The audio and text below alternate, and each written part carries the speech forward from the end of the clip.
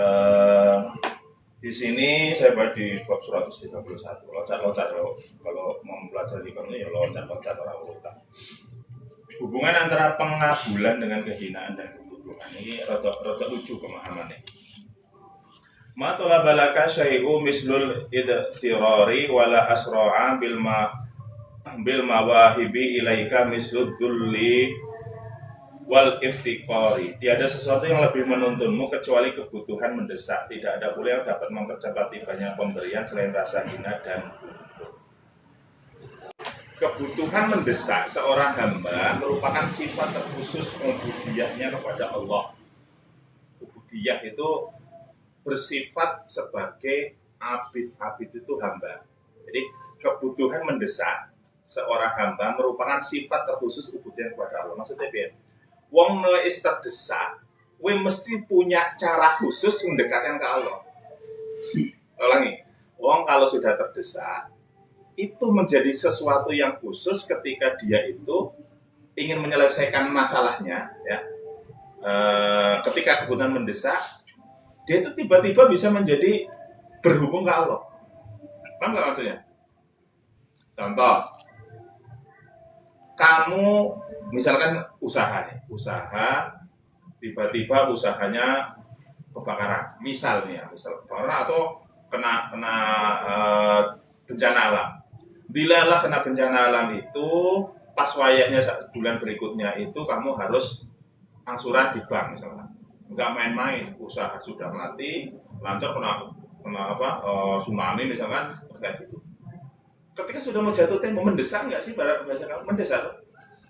Apa yang kamu cari? Pasti kamu punya hubungan khusus punya hubungan khusus dengan manusia, juga benar-benar apa kalau yang nanti muter golek duit loh. Sing yang tadinya mungkin dengan teman sing biasa ngobrol, malah jadi khusus. Nah, sepurane ya, aku lagi butuh, ya kan? Tuh, ada jadi khusus karena mendesak. Bisa jadi malah orang yang kadang nggak pernah ketemu karena kamu perlu, kamu mendesak, mendatangi, gitu maksudnya. Wah, dengarin kok datang ke sini ya. Inilah keadaannya kayak gini. Khusus jadinya. Jadi di antara manusia saja orang kalau sudah mendesak punya hubungan khusus. Khusus yang artinya, amit jangan dari level, oh itu utang piutang itu bukan kayak gitu maksudnya. Itu ketika orang terdesak dalam sesuatu hal, maka mau tidak mau itu bisa menciptakan suatu jalur khusus dia dengan Allah. Bagaimana?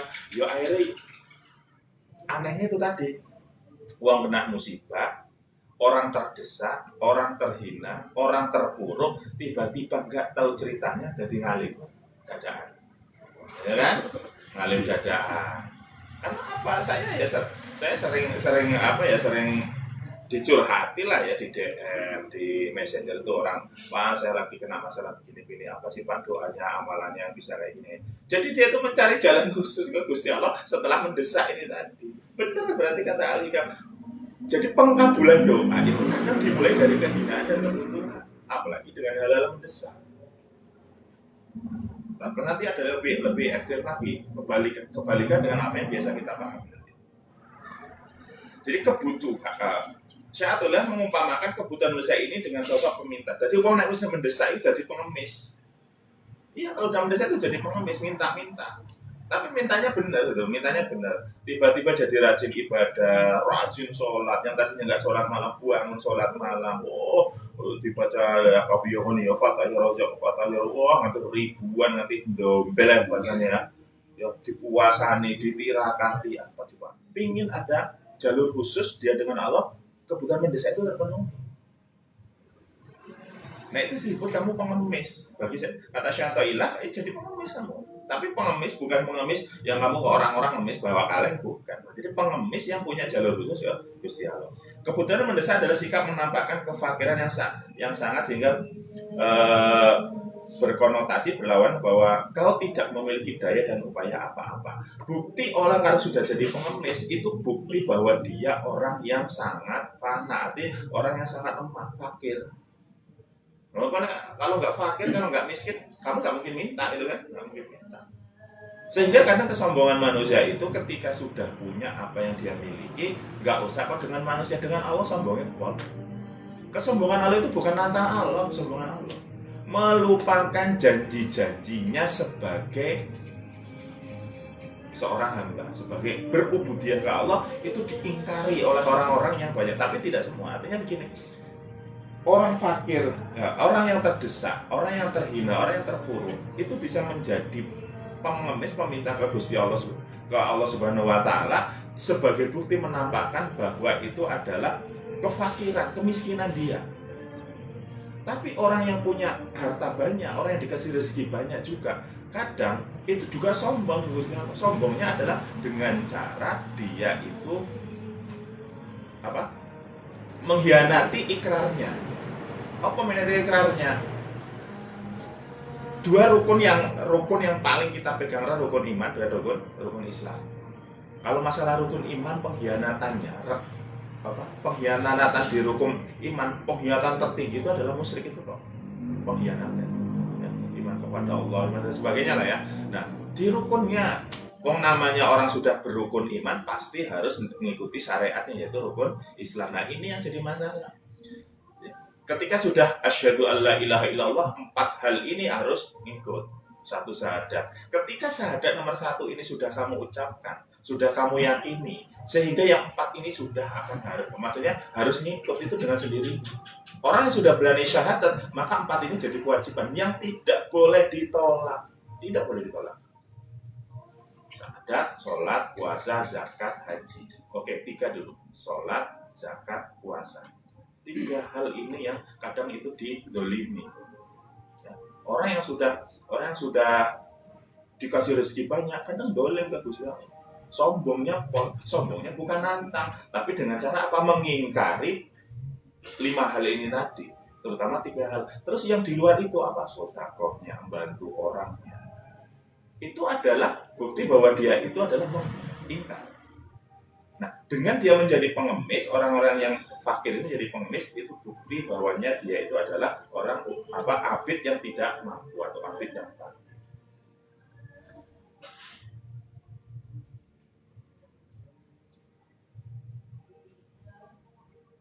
Tidak ada yang dapat mempercepat tibanya pemberian selain rasa hina dan butuh, karena kehinaan dan rasa butuh merupakan 2 sifat yang ada pada seorang yang terdesak. Jadi nggak ada sesuatu yang bisa mempercepat pemberian selain rasa hina dan butuh.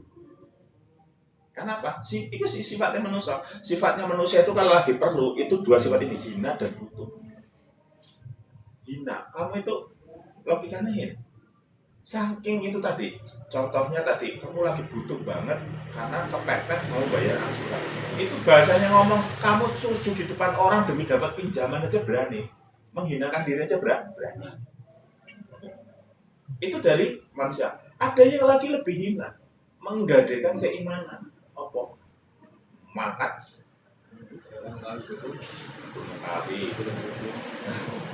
Mengukus. Mana Laut Selatan, Jogja itu parang tritis, nyemuni mbah blorong lah, nyemuni dan sebagainya, menggadekan. Lebih parah lagi kan? Orang yang gini, orang ke orang saja mau menghinakan dirinya demi kebutuhan itu yang terpenuhi, orang saja mau menghinakan diri mau. Ini menghinakan ke Allah, menghinakan diri di depan Allah dengan cara itu tadi, meminta bantuan-bantuan yang sifatnya adalah melanggar syariat kemusyrikan. Yaitu kemusyrikan. Syarat ketahuitan musyrik. Datang nyebur, di apa sih tukang nih? Dukune jenenge. Kuncene ya. Kuncene, Mbah. Kalau lagi kepepet, nyuwun Mbah salah kali jenengan. Kalau sakit medal saking masalah kula niki Mbak. Dilalah ya. Mana hero. Siap le. Kowe siap le lahir batin le. Aku kok dadi kuncane ya iso. Siap le. Saya siap Mbah, kula siap Mbah. Lahir batin tenan. Nggih, dipikir-pikir meneh le. Iki mandrang abot. Kadang kuncane suruh pulang lagi. Pikir-pikir lagi. Mboten Mbah. Kula pun nekat, buat pokoknya nopo mawon resiko kula siap. Yakin, siap. Ya wis. Kowe kok ngomong dhewe. Kamu nanti bicara sendiri, saya akan manggilkan Nyi Ratu, nanti kamu ngomong sendiri seperti apa. Syaratnya apa, Mbah? ayam ireng, ayam putih, bubur ireng, bubur putih, lali bubur abang ora, kurang bubur abang, oh sembarang sudah, weh bawa bubur. Ya, akhirnya apa didatang itu? Siap. Apa syaratnya? Setiap purnama kamu harus menumbalkan wedhus. Maksudnya aneh-aneh. Wedhus. Tapi dalam hitungan 1 tahun kamu harus menumbalkan manusia. Dalam 3 tahun kamu harus menumbalkan apa? Karena orang sudah terhina, kan sudah memang niat mau menghina Gusti Allah. Siap, Nyi Ratu, siap. Ini syaratnya kayak gini nih, kamu bawa ke rumah, kamu taruh di rumah, kamu usaha apa saja. Sampai rumah, wong ingatasi mau dagang cilok. Sedino ini penghasilannya 10 juta. Dagang cilok mulai 10 juta.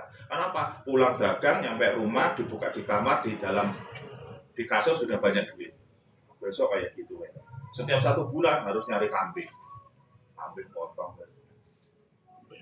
Apa itu? Menghinakan diri sebenarnya. Menghinakan diri. Pak, ada orang itu yang nggak, ada orang yang gini loh, menyangkal. Musyriknya gimana itu? Apa bedanya minta bantuan orang dengan minta bantuan pesugihan gitu kan? Lalu pada benar minta bantuan. Kalau bantuan ke orang saja, kita saja bisa nurut sama orang yang ngasih. Apa? 1, manusia itu budaknya kebaikan. Ingat, manusia itu budaknya kebaikan.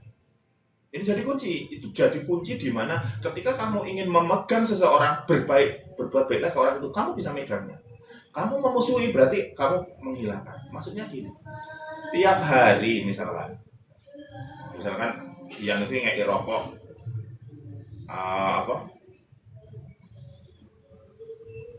kode-kode santri, wah tiap dino karena mau duit kayak rokok, pilih kayak rokok tiap dino kayak rokok. Gitu kan, si Alek anu ora gelem ya memang tiap dino jatahi rokok. Aneh kan kamu mikir toh, sebaik itu toh Ian itu kan. Sebaik itu yang tiap hari dibeliin rokok, makan dikasih makan. Suatu saat terus yang minta tolong, aku kok anu ya butuh iki ya wis kan piye kan. Pasti enggak usah disuruh, kamu udah enggak enak toh. Enggak enak. Apalagi sampai dia nyuruh. Mak aku minta tolong sih, Mang. Antri ini padahal lagi repot. Lagi nutup kandang ayam. Oh iya, sini tak makan. Mungkin kalau kamu nggak baik, kamu mikir, saya tak kenteni tak rampung nih. Nah, ya kayak gitu tak. Padahal bisa jadi malah nggak dilaksanain. Kenapa? Kamu sudah jadi budak gara-gara sebuah kebaikan. Oke, manusia dengan manusia saja bisa memperbudak. Paham ya? Manusia dengan manusia memperbudak. Tapi logikanya kalau yang manusia memperbudak manusia itu gampang muncul, gampang lepas. Selak sedikit kamu bisa musuhan, lepas loh. Entah ke masalah apa bisa lepas lah gara-gara masalah itu. Atau pergi, kamu berpisah sudah nggak ikut saya lagi, ya sudah kan nggak ada, kayaknya udah nggak ada ikatan toh. Sekarang bayangin kalau hubungannya dengan baik. Si pesugihan jin ini tadi ngasih banyak hal ke orang yang pesugihan itu. Itu saja sudah terikat. Nggak mungkin si jin yang ngasih ini tadi nggak minta sesuatu kan, karena kamu sudah diperbaiki. Itu hukum alami, kamu itu pasti menjadi budak kebaikan itu. Sisi baiknya bagi orang yang pesugihan itu adalah dia dikasih harta kan, gampang. Dodol cilok sehari padahal dapatnya cuma 25.000, masuk kamar dilihat 25 juta tuh di kamar itu kan. Dikasih, dia seneng, bangun rumah, bangun dan sebagainya. Ini apa sih? Si Cina atas ngomong, wayahnya ini sudah 1 tahun, saya minta 1 nyawa. Enggak mungkin kamu wani nolak, saya tak jamin enggak wani kamu nolak. Kamu sudah jadi perbudak. Ini loh yang saya maksud. Perbudakan yang dilakukan manusia itu enggak nyampe loh sebegitunya. Kamu diperbudak. Misalkan selama ini kamu dibantu sama Ian gitu, Mas aku benci karena itu dipatahin mana? Masih mikir loh orang ya kan? Sebaik-baiknya kamu kalau sudah sifatnya membunuh seseorang, milanya kamu masih mikir. Tapi ketika sudah hubungannya dengan pesugihan, lo nggak mikir. Wes toh jaminan nggak mikir kamu. Oke siap. Kenapa? 1 sudah jadi budak. 2 lucunya lagi kalau kamu nggak di pesugihan, kamu lagi mikir terus sopo nyawane sopo yang kan mikir toh. Tapi ketika orang yang sudah terikat pesugihan dengan sosok itu tadi, itu jalannya sangat mudah. Itu sangat mudah, dikasih jalan mudah, nyari orang gitu ya, entah itu karyawannya, wong liwat, kan? Wong liwat, wong sopong, kadang kayak contoh nih kejugan yang bakal nanti kita bikin konten ya. Nih, caranya mereka begini. Kita mempersiapkan. Jadi orang yang punya kesugihan ini itu berbaik hati sama orang karena yang diminta baik. Caranya orang ini lu aneh. Dia itu keliling ke desa mana, padahal bukan desanya itu keliling jauh. Nyari di mana ada orang hamil. Ketika ketemu orang hamil, itu didatangi. Itu ngasih makanan, ngasih baju, ngasih duit itu. Akhirnya apa? Sedekah bahasanya itu. Sedekah yang untuk kesehatan bayi. Sering dikasih. Apa maksud dikasih itu? Ya namanya orang dikasih tahu. Orang itu orang suge, orang namanya orang dia dikasih ya terima kan, dia nggak ngerti ya, yang di Bali itu kan nggak ngerti, diterimalah sama ibu hamil ini, diterima ibu hamil, ketika 8 bulan, geger gitu kan, bayinya itu, kempes bro ya, mungkin baru satu toh, kalau satu, alah ya namanya hamil anggur kan biasanya, yang jadi masalah adalah bidannya saja sudah ngomong benar ada bayi. Di 7 bulan itu ada bayinya dan saya itu hilang kempes. Apa ternyata sama si orang pesugihan itu dia keliling ngasih itu ditandai itu, dikasih itu tandai.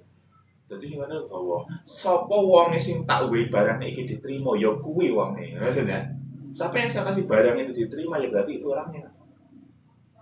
Jadi caranya saking hebatnya, sosok dia itu hebat banget, kuat tinggi gede. Itu ngambil dari perut itu pakai tenaga dia itu tak hilang, bayi itu pegang sama dia. Jadi itu nggak lama, itu malam hari terjadinya. Besoknya bangun pagi kaget. Oke, itu mungkin itu kan cuma satu. Pertamanya saya untuk menghindari untuk tidak orang-orang itu berpikir terlalu jauh. Saya mikir itu namanya hamil anggur lah, hamil ini sudah biasa. Pak, kalau cuma satu, ya ini orang benar orang 6 itu kalau nggak salah 3 desa. Tonton aneh loh, orang-orang situ cerita Pak, benar Pak. Kalau Bapak nggak percaya, kita besok antri ke tempat orangnya. Oleh percaya lah. Jadi kejadian itu berapa bulan tuh ganti-gantian itu. Jadi 6 orang bayi di dalam kandungan itu hilang semua. Tapi jaraknya agak jauh gitu loh. Enggak besok hilang enggak. Jadi itu besok hamil itu hilang lagi. Nah kita telusuri waktu. Ternyata begitu mudah orang itu kan. Menjadi budaya gampang. Hanya itu tadi. Caranya siapa sih orang nggak mau diamplopin ini Pak, gue bayi nih, gue persiapan beli ini. Nah orang yang itu nggak curiga karena dia memang orang kaya gitu maksudnya. Orang kaya seneng ngasih orangnya lupa gitu loh, seneng ngasih. Makanya besok kalau kamu ini dikasih orang, amit mas, aku tumbal lucu.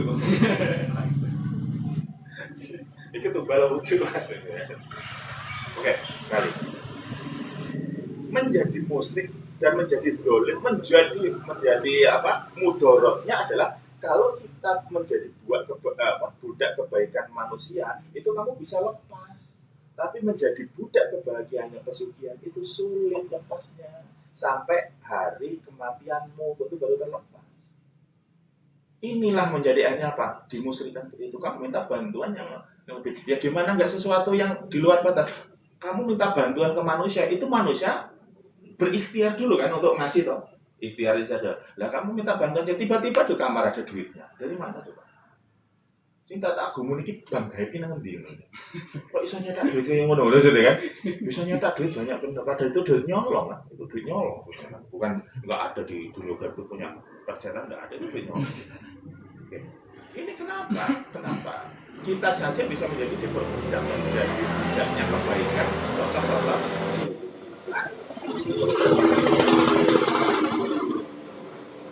Jadi ketika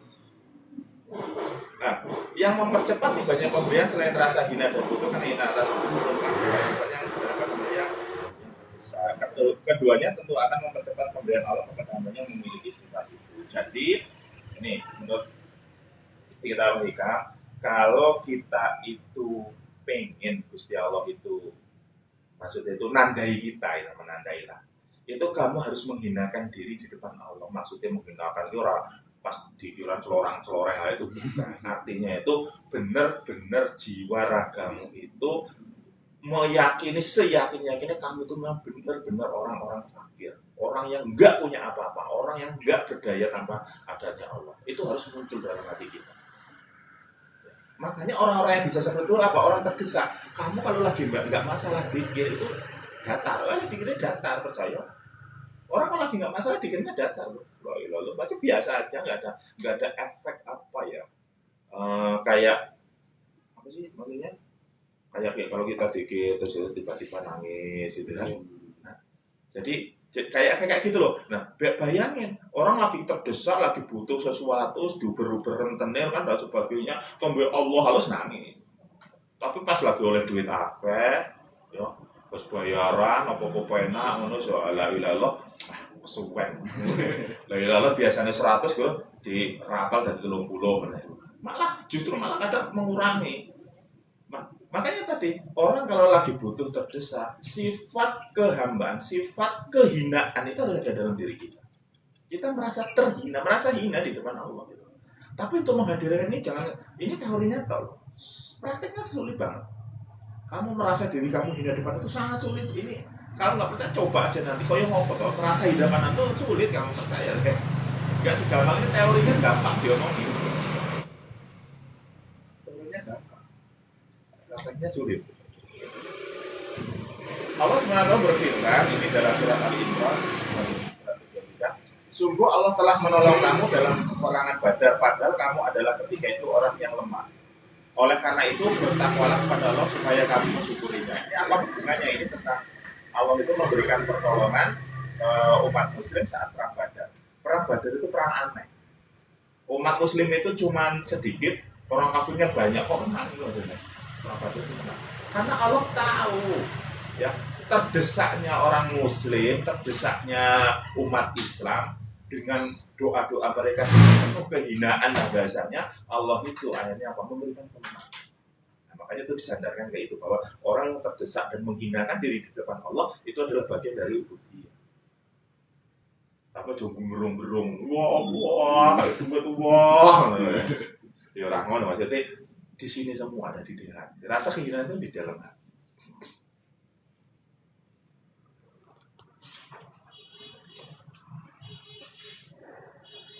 Nah, ini kalau nggak dipahami, rotok aneh. Kamu tidak akan sampai kepadanya. Maksudnya itu doa-doa kita itu nggak bakal didengar.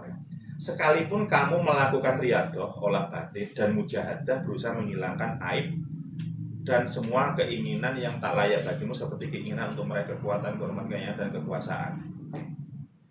Ini kadang keliru nih. Ulangi. Kita itu gak akan sampai kepada Allah walaupun kamu itu maksudnya itu ibadahnya dengan olah batin, dengan mujahadah yang kamu menghilangkan semua keinginan, gak pengen ini, gak pengen itu, gak pengen ini dan sebagainya. Padahal orang itu kalau suruh sing ikhlas. Ya kan orang doa aku sing ikhlas, doa aku sing tawadhu. Doa aku orang mau semata-mata jalan untuk di Allah. Kamu doa itu karena memang minta ke Gusti Allah itu ya maunya dekat ke Allah gitu aja. Jadi di sini lucu, orang yang malah justru khusyuk dalam doa banyak yang nggak nyampe ke Allah. Apa maknanya? Itu adalah sifat-sifat inti dan wataknya sudah melekat pada seorang hamba dan tidak kelihatan pada dirinya. Sampainya kau kepada Allah adalah anugerah kepadamu bukan karena usahamu sendiri. Nah, ini untuk meyakinkan bahwasanya setiap riyadhah kita, setiap tirakat kita, kalau terkabul itu bukan karena itu. Itu hanya semata-mata yus anugerah Gusti Allah.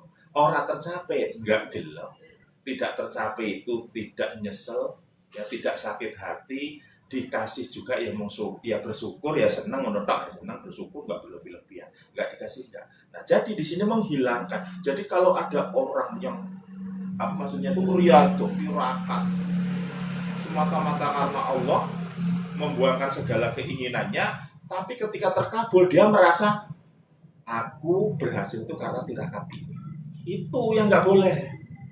Aku berhasil karena anugerah Gusti Allah, itu kalimat yang benar.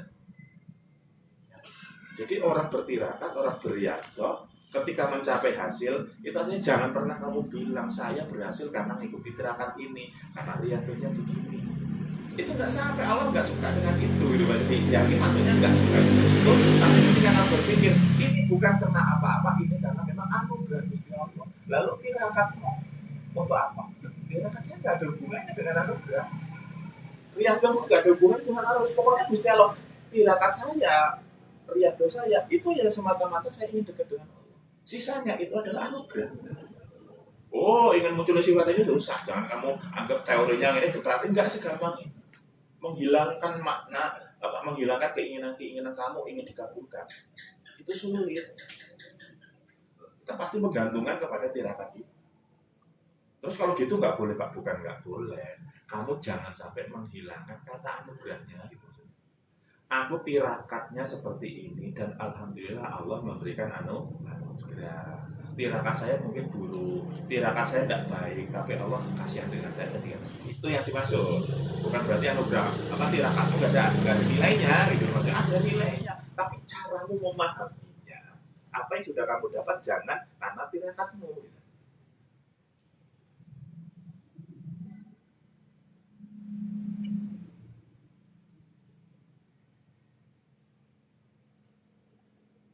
Dalam hadis qudsi Allah berfirman, hambaku terus mendekatkan dirinya kepadaku dengan ibadah-ibadah sunnah sampai aku mencintainya. Dan jika aku mencintainya, aku akan menjadi pendengarnya yang digunakannya untuk mendengar, penglihatannya digunakan untuk melihat, tangannya digunakan untuk memukul, dan kakinya digunakan untuk berjalan. Ini salah satu, sebenarnya ada di ayat Quran apa saya lupa. Ini salah satu bahasanya itu karomai wali itu di sini kuncinya. Jadi Allah itu kalau sudah mencintai hambanya, maka yang dilihat, penglihatan itu bukan penglihatan dia, tapi Allah yang melihat. Gerakannya Allah yang merasakan. Akhirnya muncul ada istilah apa jadab. Tapi itu Sabdudin loh ya. Jadab itu ketika orang saking cintanya ke Allah sehingga apa yang terjadi dalam tubuhnya itu nggak dirasain bagi dia. Yang ada di dalam hatinya itu hanya Allahu. Hanya Allah semata. Sehingga dia menghilangkan segala sifat fisik di dalam dirinya sampai fisik ini berjalan semaunya dia sendiri. Kenapa? Tertutupi. Kecintaan dunia ditutupi dengan kecintaan ke Allah Subhanahu wa taala. Muncul jadab. Sehingga yang bergerak itu yang menggerakkan ya Allah, yang melihat dilihat Allah. Jangan heran orang jadab bisa melihat itu. Bahkan orang jadab itu bisa melihat pohon dengan daun berbicara. Itu maksudnya. Pohon dengan pohon dikir, ngerti orang jadab itu paham. Ada manusia jadab cengengesan, ada ya Allah, kayak lo udah dikir. Oh masih orang hati, cah gendeng. Padahal di samping apa hijab dunia itu sudah dihilangkan, hijab fisik dihilangkan, tapi perilakunya itu, perilaku fisik itu sudah di luar kendali. Akhirnya apa ya wong gendeng. Tapi sekarang zaman sekarang akan pengen validitas ya. Saya pengen dianggap orang jadab harus divalidasi apa? Ya aku jadi orang jadab digawe konten. Oh jadab itu digawe konten. Ada unsur apa di dalamnya? Tanda tanya. Jadab itu tidak bisa di luar kendali semua. Di luar kendali. Jadab mangannya orang jadab beda, minumnya beda, ibadahnya beda. Tapi ingat jangan sampai orang punya keinginan jadab itu tidak boleh. Enggak ada orang itu diniatkan jadab itu. Jadab itu bagian dari salah satu level kecil dalam perwali itu, levelnya masih kecil gitu kan. Dan nggak semua orang yang pada level wali itu harus jadab itu nggak ada kewajiban. Oh kalau mau jadi wali itu jadab belum. Hanya orang-orang ya tertentu nggak semuanya. Dan nggak semua wali harus jadab. Dan nggak semua jadab jadi wali. Jadi keliru. Jadi ya mohon maaf kita nggak menghina seorang itu enggak. Jadi kalau ada orang ya manusia yang normal juga kadang ya kebablasan sih. Pakaiannya gembel melaku ngerti-ngerti nang pinggir jalan soalnya jadab ya nggak boleh juga kayak gitu. Jadi bagi orang awam justru karena keawaman kita nggak boleh. Andainya itu benar jadab ya wes orang sembok omong nggak usah diomong ya biarin gitu. Ada orang lain kamu mengagumi juga nggak boleh, menghina juga nggak boleh, udah biarin aja. Engkau kualat, mana bang? Engkau kualat kalau jadab ini nggak seperti itu. Ya. Jadi orang yang sudah hijab hijab dunia itu muncul, kemudian hijab ridha Allahnya itu terbuka, maka yang terjadi adalah yang digerakkan, yang kaki berjalan itu ya menjalankan Allah, mata mendengar Allah, kuping mendengar itu bahasanya tadi matanya mata Allah, kupingnya kuping Allah, mulutnya mulut Allah. Akhirnya sampai ada satu kisah yang kita nggak boleh saklek mempercayai itu dan jadi faktor harum kan. Siti Jenar. Jatuhnya Siti Jenar kan apa? Ini sesuai dengan hadis qudsi, berbicaranya itu Allah, melihatnya Allah. Nah, ketika dipanggil Wali Songo kan, dipanggil Siti Jenar, dipanggil Wali Songo. Apa jawabannya? Di sini tidak ada Siti Jenar, ada siapa? Ada Allah. Makanya itu tadi wihdatil wujud. Jadi seolah-olah Allah itu ada dalam dirinya. Sehingga ketika ditanya, Siti Jenar nggak ada. Siti Jenar nggak ada, yang ada itu Allah. Siti Jenar nggak ada, adanya Allah. Kalau yang si santri ini pulang, menghadap Kanjeng Sunan, kemudian ya sudah Allah suruh ke sini. Wah keren tenan, wali nyuruh Gusti Allah kan. Ketika didatangi ke sana, Siti Jenar engkau dipanggil Kanjeng Sunan. Tidak ada Siti Jenar, yang ada Allah. Ya udah Allah yang dipanggil oleh Siti ngamuk Siti Jenar. Nah itu sebenarnya bagian dari memahami ini. Jadi ketika orang yang sudah jadab, majdub lah bahasanya, itu yang muncul itu apa itu semuanya itu kayak bukan berarti Allah di dalam dirinya. Kok keliru, kok menganggap kayak Tuhan yang sebelah kan. Firman ada di dalam dirinya, ada firman ada di dalam dirinya. Enggak, itu maksudnya itu sangat beda dengan jadab, itu beda. Jadi ini menyifatkan bahwa orang kalau sudah hijab dunianya nutup, hijab kemarifatannya terbuka, maka itu tadi fisik ini sudah berlaku, nggak bisa dipahami. Bisa sembuh nggak? Ya bisa. Orang jadul itu ada masanya. Karena apapun bentuknya manusia itu ya harus kembali ke fitrah. Ada orang jadul nganti tuwek nganti modar, orang jadul gendeng.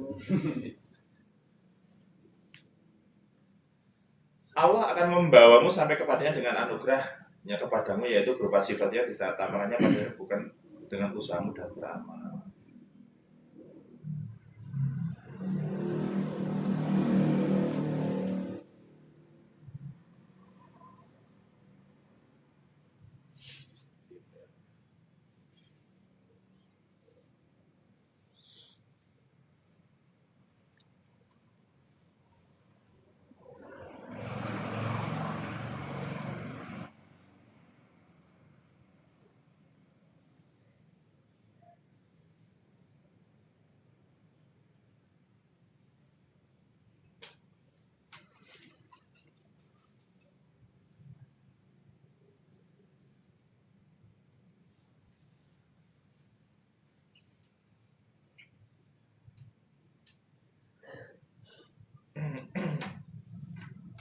Kalau bukan karena ada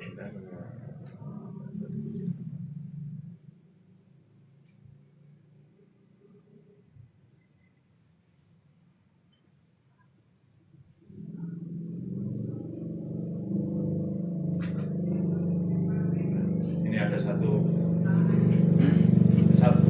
apa ya, tapi kalau pemahamannya keliru ya keliru. Anta ila hilmihi ida ataqtahu ahwaju minka ila hilmihi ida asaitahu. Ketika taat, kau lebih membutuhkan belas kasihnya daripada ketika melakukan maksiat. Pikir tangan, memahami tangan.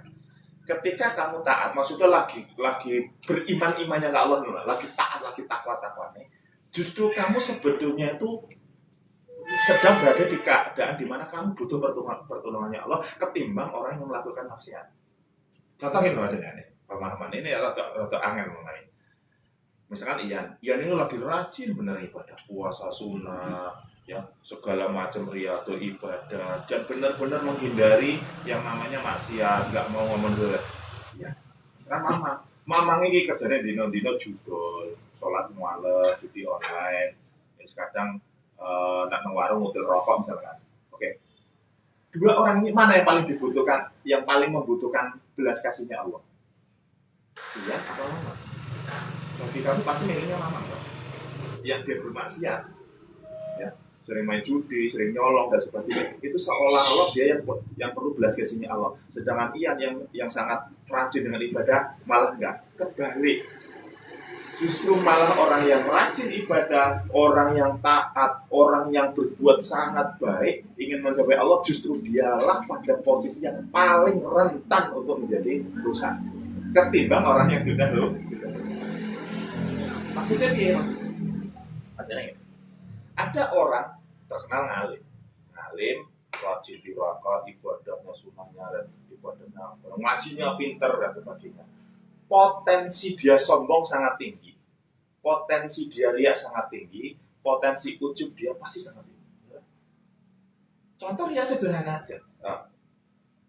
Ketika dia, ini contoh sederhana, pas diundang misalkan, yasinan atau kendure, dilalah imamnya, dia nggak ngimami, tapi dia ngerti hukumnya, baca fatihahnya, bagi dia baca fatihahnya jelek, terus dia ngomong, mbah itu baca fatihahnya nggak fatihahnya nggak pas. Oh, ini bahaya loh.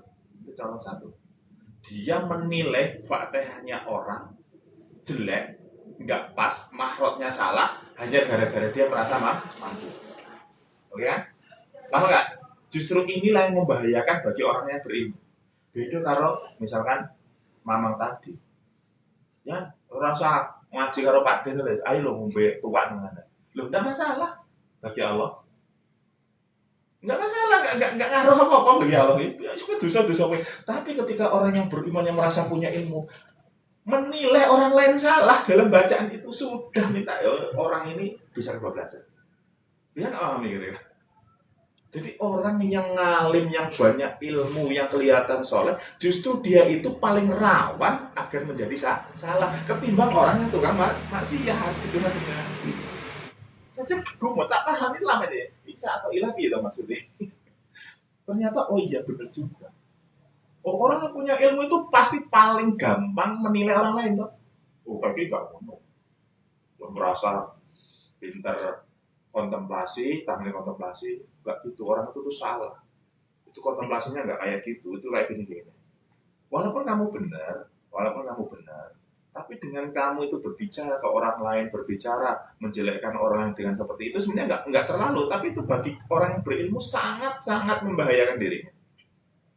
Allah itu lebih nggak suka dengan orang-orang yang seperti itu daripada orang yang maksiatnya dengan Allah ya kok tak enteni, nek kowe tobat ya tak tobati. Tapi orang yang merasa dirinya paling beriman, kadang merasa paling dekat dengan Allah. Contoh ini yang paling fatal nih, kadang sebenarnya tapi fatal. Ada orang, jadi Pak, misalkan saya itu punya ilmunya, ilmu fikih itu semua Pak pintar. Terus kemudian ada orang sholat itu misalkan pakai sarungnya kotor misalkan, terus kemudian bajunya ya agak bersih, sholat. Mas, sampean lo sholat itu bajunya najis gini. Wah, terus misalkan orang itu ngomong, nggak gitu Pak, biasanya pulang kerja belum sempat ganti baju, takutnya ini nggak bisa Mas, namanya syaratnya sholat itu harus suci pakaian, cuci badan. Oh enggak, saya kalau harus ganti ini dulu, saya malah nggak sholat nantinya. Mas, nggak diterima sampai sholatnya. Kalimat nggak diterima sholatnya ini sudah menggugurkan, sudah menghina Gusti Allah. Sederhana kan kalimatnya, Mas, sampean itu sholatnya pakai baju gitu tidak diterima Mas sholatnya sampean. Kira-kira hal biasa nggak gitu? Omongannya biasa kan? Ini sudah kamu, Allah bisa saja tersinggung dengan kata itu. Karena apa akhirnya? Sing nrimo sholat iki sapa? Gusti Allah kok. Kok wong liya sing nilai gitu maksudnya? Enggak bisa, Allah enggak bisa gitu. Walaupun kamu sebetulnya ya pas benar, karena kamu tidak sesuai dengan syarat-syaratnya, kamu ngerti ilmunya, kamu bisa mastiin kamu enggak diterima. Tapi yang boleh menyatakan ibadah diterima atau tidak ada Gusti Allah, sehingga Allah bisa saja marah ke orang yang alim tadi. Dalam satu wilayah ini di kisahnya Gus Pagi Sapora Wali. Ada seorang wali ketika sedang sholat di Mekah, sholat di Mekah. Ada orang itu karena empat-empetan, itu kakinya nyenggol kepalanya si wali tadi. Wali ini ketika sholat selesai karena merasa diinjak kakinya, Dia bilang kayak gini, terlaknat Allah melaknatmu. Seketika itu Allah tidak terima dibilang kayak gitu. Dia padahal wali, punya aroma, tapi ketika nggak sengaja kesenggol kakinya orang yang liwat ketika di sholat itu dia langsung Allah Allah melaknatmu. Jadi seolah-olah dia sudah memastikan bahwa Allah melaknat orang. Akhirnya Allah itu memberikan wahyu peringatan kepada Nabi di zaman itu beritahu Nabi itu suruh ngasih tahu si orang alim itu ibadahnya seluruhnya tidak saya terima. Kenapa? Gara-gara mencatut nama Allah ke dalam emosinya dia. Ini contoh. Makanya itu tadi ini benar, karena saat oleh itu benar. Orang justru yang paling banyak ilmunya, paling ngerti, itu paling rawan untuk menjadi rusak ketimbang orang maksiat. Kira toh, ada yang kata seneng ini cuma maksiat, cuma ya, wong maksiat ya malah lebih hebat orang itu cak maksudnya gak ngono. Artinya potensi lah ya, potensi kerusakan seseorang dalam bertauhid justru karena orang itu sudah merasa dekat dengan Allah. Ini keren banget ya baru saya pernah dengar iya ya. Karena kita sering banget menyalahkan sesuatu yang sifatnya itu menyandarkan ke Allah. Dan kita kadang nggak sadar. Sudah saya sampaikan tadi. Disalahin orang, kamu nggak bisa bales, nggak punya kekuatan. Akhirnya bikin status di sosmed. Ya wis mas, Allah kirakuhu. Woi bahasanya. Gusti Allah mboten sare. Maksud kalimatnya apa kira-kira? Gue pengen ngerti, nah Gusti Allah ratu, lo rasa bawa ngerti Gusti Allah itu. Tapi ada maksud tersembunyi, karena di situ, misalnya bahasanya ya, jadi orang enak hati, jadi orang itu gampang nyalain orang lain, ngofitnah dan sebagainya. Aku memang orang lemah, tapi ingat Allah tidak tidur. Apa hubungannya Allah ratu lo kalau masalahmu? Apa hubungannya? Tuh, kadang nggak sepele ya di status sering kan ada. Gusti Allah saya kita apa maksudnya apa? Maksud dia itu sebenarnya dengan kata-kata sok tidak sarkasme gitu kan. Ironi lah, pakai ironi bahwasannya tunggu saja Allah pasti membalas. Maksudnya ngono loh maksudnya. Maksudnya itu mau Allah itu dan kamu menginginkan Allah membalas itu loh. Itu hal yang sangat buruk. Karena kamu nggak mampu membalas orang itu, kok Allah yang suruh melakukan hal buruk ke orang yang kamu benci dengan kalimat Allah tidak tidur, Gusti Allah mboten sare. Kamu nggak sadar kalimat itu kena ini tadi. Bahaya seperti itu. Jadi seolah-olah Allah itu diajak maksiat, diajak dolim. Mentang-mentang kamu nggak sanggup balas, kamu sebenarnya di hati minta Allah itu memberikan balasan ke orang itu. Pasti ngarep kan? Ngarep. Allah mboten sare, tunggu mawon. Tunggu apa? Tunggu tangine nah, tunggu tangine kuwi lho maksudnya. Ya, jadi intinya kita dalam inti dari makna kajian ini adalah dalam kita berdoa, dalam kita bermunajat ke Gusti Allah Subhanahu Wa Taala, jangan lupa bahwa hati kita ini harus selalu diliputi oleh kehinaan diri kita sendiri. Kita harus seperti orang yang terdesak oleh Allah Subhanahu Wa Taala. Bahkan kadang begini, saya sering dimintain oleh banyak yang DM terus yang nasihat dari itu, Pak. Apa sih Pak amalan terbaik untuk ini? Itu saya tidak pernah ngasih amalan. Artinya Pak, saya tuh bingung mau ngasih amalan ini baik. Baca ini Mas atau ini amalan tuh saya tidak berani. Maka saya selalu bilang semua amalan yang sifatnya itu tidak syirik bagus. Bahkan hanya sebuah latihan. Tapi hatinya dibawa kemana? Karena hakikatnya tadi sesuai yang saya bilang, hakikat doamu, wiridmu, zikirmu itu tidak menyelesaikan masalahmu. Hakikat utama intinya adalah anugerahnya Allah. Jadi kalau mau bilang Allah itu ngasih anugerah dari amalan, saya nggak berani. Oh baca ini ya kamu ya atau ya rojar, insya Allah kamu diberikan rezeki amalan ini begini. Enggak berani saya. Kenapa? Ya itu tadi, karena hakikat solusi masalah itu adalah anugerah. Sehingga yang terbaik itu apa amalannya? Amalan terbaik itu amalan yang kamu yakini. Ali bin Abi Thalib ditanya, ya Ali, amalan apa terbaik? Apa jawabannya? Jawabannya benar sih, amalan yang diterima oleh Allah. Enak kan jawabannya? Oh bukan banyak puasa, bukan banyak baca puasa, enggak. Jawabannya, singkinannya gampang. Ya Ali, apa amalan terbaik? Kata Ali, amalan yang diterima Allah. Tidak mau ngomong amal kita apa enggak. Maka itu bahwa ketika kita itu mau riyadhah ke Gusti Allah, bermunajat ke Allah, amalan apa, semua amalan yang menyanjung kebesaran Allah, semua amalan itu sangat baik. Tapi hatimu ketika membaca itu, kemana hatimu?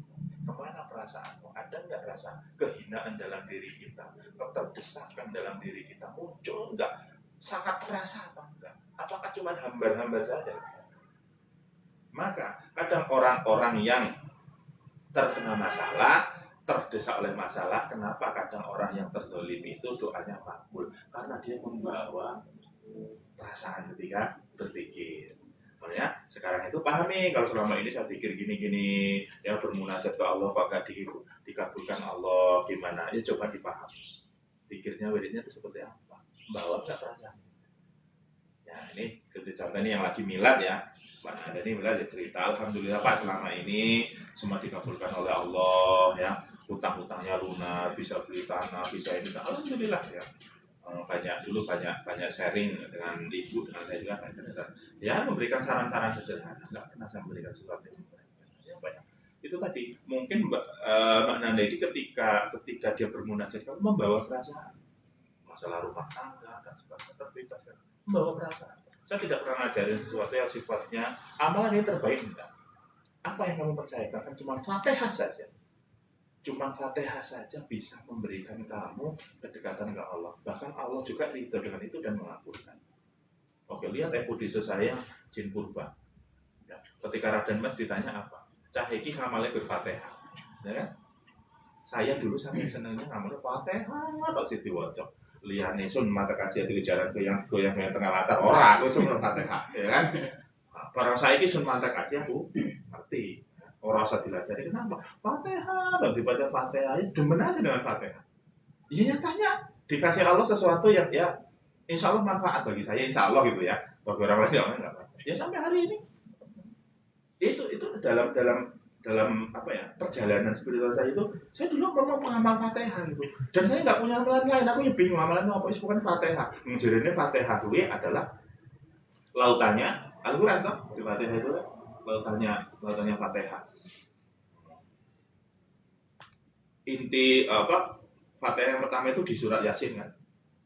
Inti surat Yasin ada di Fatihah. Iku kok aja tawar-tawar ngono modele. Di Fatihah intinya ada di Bismillah. Di Bismillah intinya ada di ba. Di ba itu intinya di titiknya. Akhirnya kan golek sing paling gampang.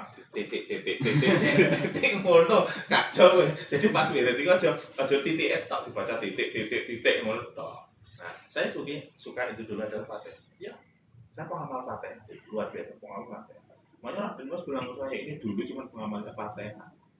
Jadi dari Fatihah itulah muncul ada, ya bagi saya itu ya anugerah, bukan hanya dikasih kemudahan berpikir dalam memahami spiritual, kemudahan dikasih melihat, mengkontemplasi hasil apa supranatural, itu ya anugerah bagi saya. Ya mungkin ya bagi saya itu Allah ngasih anugerah karena saya senang dengan Fatihah. Maka itu tadi saya nggak punya amalan khususnya, itu enggak ada. Dari masih punya enggak ada. Senangnya Fatihah ya Fatihah. Dan saya enggak tahu mau jadi apa. Nyatanya sekarang seperti ini. Ya bagi saya syukuri. Nah, tapi tetap saya berguru, artinya saya tidak sudah seperti itu saya merasa jadi enggak. Nyatanya kan saya masih ada gurunya sekarang. Ada apa-apa masih sharing sama guru. Kamu belajar ke saya masih belajar ke guru. Jadi saya itu juga santri. Nah, jadi santri di santri ini aku kuwi lho maksudnya. Aku ini santri tapi kowe nyantri nang santri gitu. Anggap aja santri sepuh ngono kan. Kita gurunya sama-sama. Guru saya aja jadi guru kamu kan sekarang. Jadi saya tidak pernah memberikan suatu amalan yang ini begini enggak. Jadi intinya apapun amalan yang kita yakini ketika dibaca dengan membawa hati perasaan yang seperti tadi saya jelaskan, insya Allah anugerah yang kita cari, berkah yang kita cari. Terus nggak usah mikir ini. Oke, hanya itu. Dan sekali lagi ini yang lagi milad, moga-moga nasihat-nasihat dari saya ini ya, yang bagi saya yang paling penting untuk yang lagi milad ini adalah sabarnya ditambah, kesabarannya, berpikir jernih dalam memahami setiap masalah ya. Yang kemarin masalah selesai ini jernih, jangan cepet gini. Oh juga gampang apa ya, bludak itu enggak. Ada sederhana aja. orang yang rileks dalam menyikapi sesuatu, jangan terburu-buru, ya nanti juga gampang nyari solusi. Jangan gampang itu. Pokoknya cari sesuatu solusi yang masuk akal dulu, nyari masuk akal. Oh, nyari solusi begini yang masuk akal dulu, nggak usah tiba-tiba tuh langsung opo-opo langsung Gusti Allah ngono. Gusti Allah ini kan ngasih kamu akal dan pikiran dan tangan. Apa? Lakukan secara logis dulu, lakukan secara syariat dulu. Nanti sisanya kalau kamu nggak sanggup, wis lapor dengan aku. Ini maksudnya. Bisa tuh banyak kayak gitu. Jadi dikasih logis dulu. Nggak usah gampang ngedrop dalam memahami, dalam mensikapi sebuah masalah ya. Semakin kita ngedrop, semakin kita pusing dalam memahami itu, semakin sulit untuk mencari titik solusi benangnya, itu sangat sulit. Tenang. Nah, bagaimana biar bisa tenang? Zikrullah, zikir, wirid. Wiridnya apa? Apa yang menjadikan hatimu tenang? Yakini. Pak, saya senangnya cuma kalimat Asmaul Husna ya Rahman. Ya sudah, ya Rahman ya Rahim. Pak, saya kok senang baca kulhu. Ya sudah, kulhu. Apa saja. Karena hakikatnya untuk Gusti Allah. Mudah-mudahan sampai ini ada manfaatnya, khususnya untuk diri kita sendiri dan umumnya untuk semuanya di sini. Dan mohon maaf, saya bukan menggurui, bukan merasa paling pintar di sini. Kita sama-sama belajar. Semoga Allah mengampuni saya jika ada kesalahan dan kekeliruan. Saya iri sama Allah.